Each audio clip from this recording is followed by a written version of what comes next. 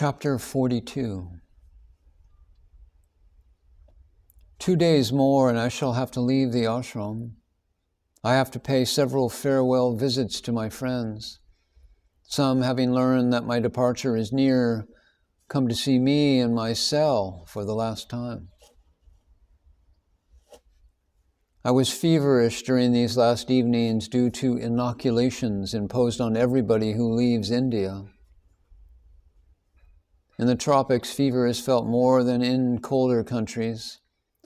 But on the whole, my body supported the beautiful climate of Tiruvannamalai quite well, and this fever brought on by an outside cause was the only indisposition during my entire stay in India.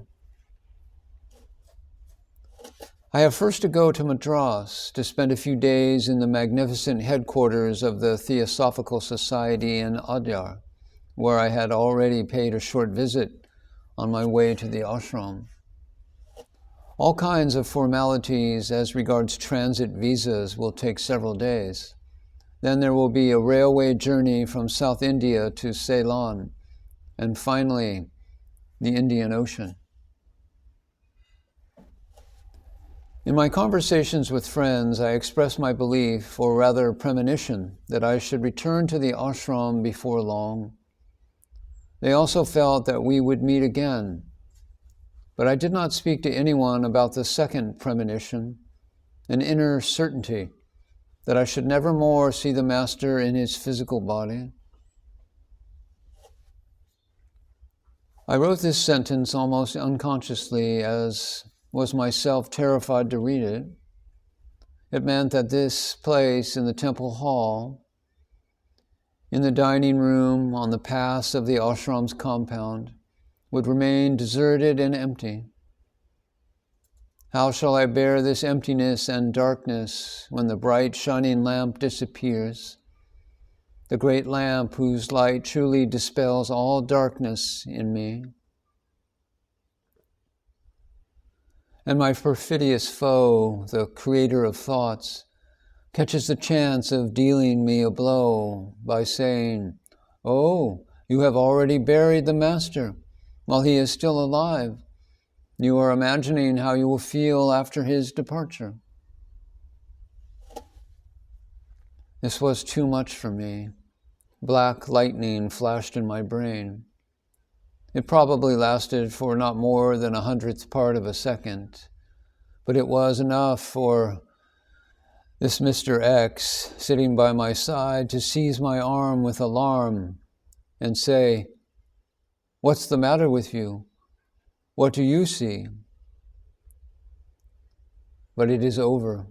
The moment I asked the magic question, "Who am I?" And there's recovered balance, whose momentary loss might have been dangerous. In addition, I saw once more how illusory is the thing we call time. As the saying goes, 1,000 years are like a day, and one day is like 1,000 years. The mystic sentence of the Bible sounds in my ears. "Nothing special, dear doctor," I answer quietly. It is probably the result of that last cholera inoculation.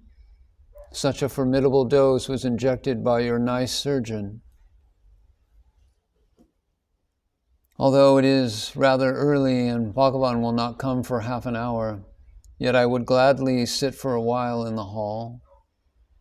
"It is quiet now and probably quite empty," says my companion. We get up. My first steps are rather shaky.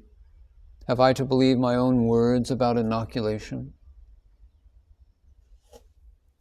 The time of my departure is fixed for the day after tomorrow, in the early morning. Tonight I must take leave of Maharshi and ask his permission to depart.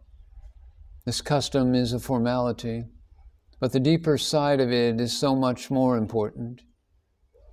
These are the last hours in the immediate presence of the Master, the friend, the protector. They will never be repeated. What comfort shall I find? What sun will warm the tiny germs born in the presence of the great Rishi? It is so silent in my room.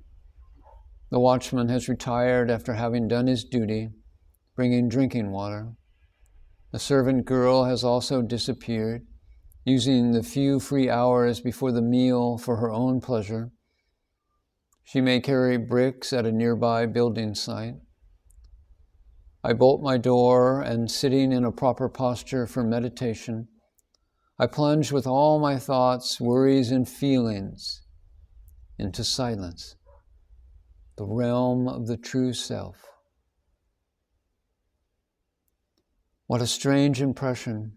The gradual disappearance of the outer world suffices to bring happiness. Even if this preliminary stage were not to be followed by higher grades, it would constitute in itself a kind of paradise. But it is only the outer court. Yet to reach this very outer court, 30 years of search were needed. Some interference on the part of the mind is starting. So many things to be done, it says.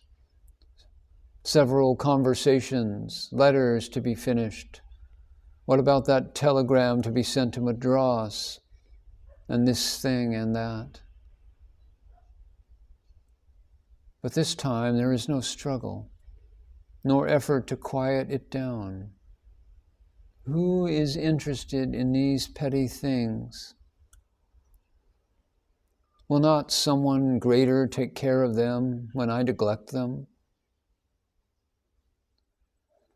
And these thoughts disappear by themselves as my interest in them ceases to exist.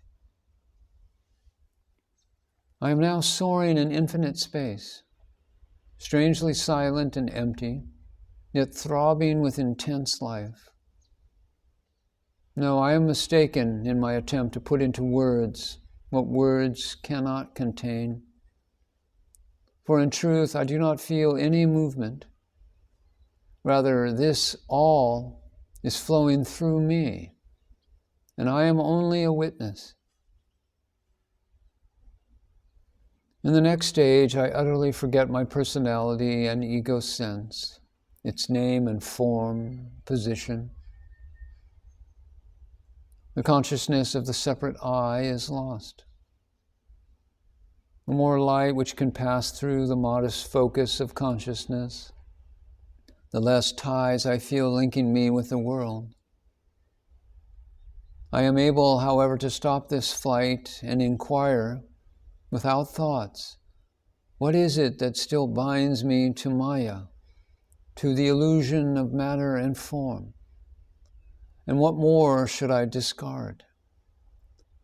But the overwhelming silence deprives these observations of any inquisitive outer character and changes them into a process of union with the whole. This ether or space is peculiar. It is like the inner side of all possible physical spaces. So, by soaring in this inner space, one can be as near to the farthest star as to the blood cell in the tiny vessels of our brain. To go through such transcendental experiences, one condition is necessary. It is the capacity to control and to stop at will the functions of the mind and all the thoughts. The bright penetrating light shining here shows me that I do not yet realize the nature of thoughts. I only know from the Master's teachings how we should treat them. And this, from the practical side, suffices to achieve the control. I had just finished noticing these bits of thoughts when a knock at the door brought me back to my ordinary consciousness. It was the servant girl bringing in dried towels. She tries to explain to me in Tamil that it is noon, and she must take the vessels and bring my meal. And with something of a smile, she casts covetous glances towards my shelf, where beautiful bananas are tempting her. Should I agree, she certainly would be happy to make a meal of this delicious fruit. But I try to convince her that fruit should be eaten only after a good meal of rice with ghee. Yet even up to the time of my departure, I never succeeded in convincing her.